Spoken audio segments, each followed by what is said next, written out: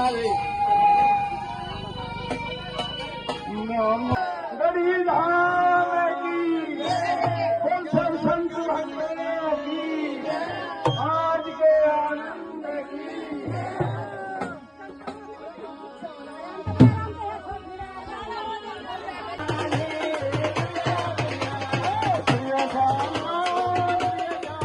Madhav